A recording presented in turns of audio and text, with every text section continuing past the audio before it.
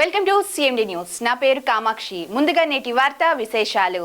ధర్మవరంలో చేనేత కార్మిక సంఘం 90వ ఆవిర్భావ దినోత్సవం ఘనంగా నిర్వహించారు. కదిరి గేట్ వద్ద చేనేత విగ్రహానికి పూలమాలలు అర్పించి జెండా ఆవిష్కరణ చేపట్టారు. ఈ కార్యక్రమంలో సిపిఐ నియోజకవర్గ చేనేత కార్మిక సంఘం జిల్లా గౌరవ అధ్యక్షులు వెంకటస్వామి, సిపిఐ పట్టణ కార్యదర్శి రవికుమార్, సాయం కార్యదర్శి రమణ శ్రీనివాసులు, చేనేత సంఘం జిల్లా ఉపాధ్యక్షులు విజయభాస్కర్, చేనేత నాయకులు శ్రీధర్, రామకృష్ణ, మల్లికార్జున, కొండా పాదసారథి, కొండా రాజులు, పవన్, లింగమ్మ, శివనాగేంద్ర, రామాంజీ, గణేష్, ఆదినారాయణ మరియు చేనేత కార్మికులు పాల్గొన్నారు. చేనేత కార్మిక సంఘం ఆవిర్భావ దినోత్సవం సందర్భంగా నాకు ఆవిష్కరణకి విచ్చేసినటువంటి మరి చేనేత కార్మిక నాయకులకు, అదేవిధంగా సిపిఐ నాయకులకు మరి పేరున మరి ధన్యవాదాలు తెలియజేసుకుంటున్నాం. మరి ఇవాళ చేనేత ఆవిర్భావ దినోత్సవం సందర్భంగా మరి పతాక ఆవిష్కరణకి నాకు అవకాశం కల్పించినటువంటి చేనేత కార్మికులందరూ కూడా పేరున మరి ధన్యవాదాలు తెలియజేసుకుంటున్నాం. మరి చేనేత కార్మిక సంఘం అనేక కార్మిక సమస్యలపై నిరంతరం పోరాటం కొనసాగిస్తూ ఆ సమస్యల పరిష్కార ధ్యేయంగా మరి చేనేత కార్మిక సంఘం అప్పటి నుండి ఇప్పటి వరకు అనేక ఉద్యమాలతో కేంద్ర ప్రభుత్వం పైన, రాష్ట్ర ప్రభుత్వంపై మెడల ఉంచి ఇవాళ చేనేత కార్మికుల యొక్క చట్టాలను మార్చే పరిస్థితిలో ఇవాళ చేనేత కార్మిక సంఘం మరి పెద్ద ఎత్తున పాల్గొంది. ఇప్పటి నుండి నేటి నుంచి మరి అనేక చట్టాలపైన పోరాటానికి మరి ఈ కార్మిక సంఘం ముందుండాలనేసి భారత కమ్యూనిస్ట్ పార్టీ సిపిఐ కోరుతున్నాం. ఇప్పటికే చేనేత కార్మికులు మరి అనేక సమస్యలతో కొట్టుమిట్టాడుతున్నారు.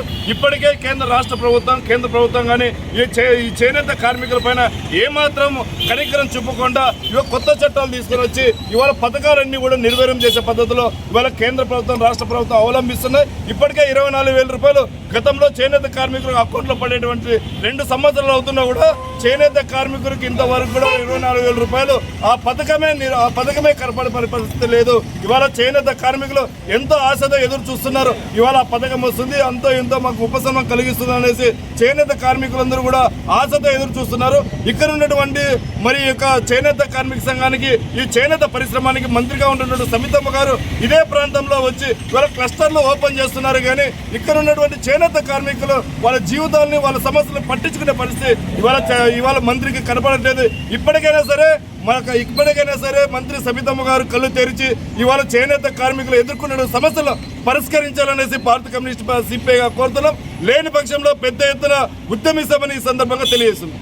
ఒక చేనేత పరిశ్రమ మాత్రమే, కానీ చేనేత పరిశ్రమ ఈ పాలకుల నిర్లక్ష్యం వల్ల తీవ్ర సంక్షోభంలో కూరుకుపోతోంది. ఇప్పటికి కూటమి ప్రభుత్వం ఏర్పడి 2 సంవత్సరాలు కావస్తున్నా కానీ చేనేత కార్మికులకు ఇచ్చినటువంటి ఒక్క హామీ కూడా ఇంతవరకు నెరవేర్చలేదు.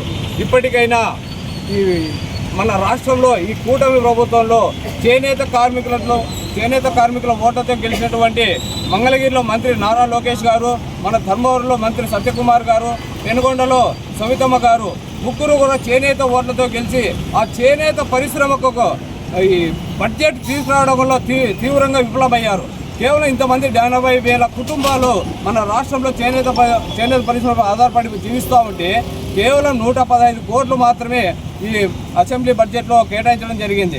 ఈ చేనేత కార్మికులు ఆగస్టు 7వ తేదీ చేనేత దినోత్సవం రోజున మన రాష్ట్ర ముఖ్యమంత్రి వర్యులు శ్రీ నారా చంద్రబాబు నాయుడు గారు చేనేత కార్మికులకు 200 యూనిట్లు ఉచిత విద్యుత్తు, అలాగే నేతన్న భరోసా పేరు మీద 25,000 రూపాయలు ఇస్తామని చెప్పేసి, అదేవిధంగా చేనేతకు GST పూర్తిగా రాష్ట్ర ప్రభుత్వం భరిస్తుందని చెప్పేసి ఆ రోజు హామీ ఇవ్వడం జరిగింది. ఆ హామీ ఇచ్చి ఇప్పటికీ 8 నెలలు కావస్తున్నా కానీ ఒక్క హామీ కూడా ఇంతవరకు అమలు చేయలేదు. ఇప్పటికైనా ముఖ్యమంత్రి గారు స్పందించి చేనేత కార్మికులకు ఈ నేతన్న భరోసా కింద హామీ ఇచ్చినటువంటి 25,000 రూపాయలు వెంటనే ప్రకటించి ఈ చేనేత కార్మికులను, చేనేత పరిశ్రమని కాపాడాలని కోరుతున్నాను. అలాగే ఈ మన సత్యసాయి జిల్లాలో 45 మంది దాకా చేనేత కార్మికులు ఆత్మహత్య చేసుకున్నారు. కానీ ఇంతవరకు వాళ్ళకి ఎక్స్ప్రెస్ ఇంతవరకు ₹1 కూడా చెల్లించలేదు. ఇక్కడ మన చేనేత కార్మికులు ఎవరైతే ఆత్మహత్య చేసుకున్నారో వాళ్ళకి 10 లక్షల రూపాయలు వెంటనే రాష్ట్ర ప్రభుత్వం చెల్లించాలని కోరుతున్నాం. అలాగే ఈ చేనేత కార్మికులు ఓన్లీ ఆత్మహత్య చేసుకుంటేనే తప్ప చేనేత కార్మికులకు ఎక్స్గ్రేస్ అనేది ఇస్తున్నారు. కానీ ఇక్కడ ఆత్మహత్య కంటే భయంకరమైనది ఇంకొకటి ఉంది. చాలామంది చేనేత కార్మికులు గుండెపోటుతో చనిపోతూ ఉన్నారు.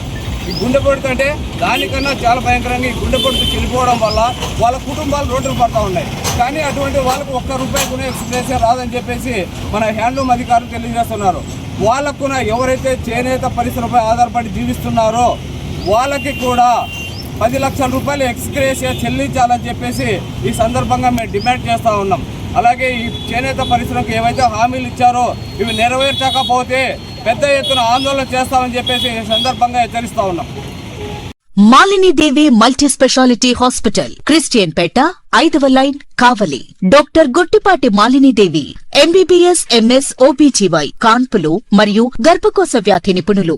మాలినీదేవి మల్టీ స్పెషాలిటీ హాస్పిటల్ నందు అందించు వైద్య సేవలు: సాధారణ కాన్పులు, సిజేరియన్లు, లాప్రోస్కోపిక్ ద్వారా గర్భసంచికి సంబంధించిన ఆపరేషన్లు, ట్యూబెక్టమీ, పిల్లలు లేకుండా operation, high risk pregnancy, ectopic pregnancy మరియు గర్భసంచి నీటి బుడగలు, గర్భసంచి జారిన ఆపరేషన్లు, రొమ్ముగడ్డలకు చికిత్స, నెలసరి ఇబ్బందులకు చికిత్స, మెనోపాజ్ సమస్యలకు చికిత్స చేయబడును. స్త్రీలకు సంబంధించిన అన్ని సమస్యలకు చికిత్స చేయబడును. పిల్లలు లేని వారికి ప్రత్యేక చికిత్స కలదు.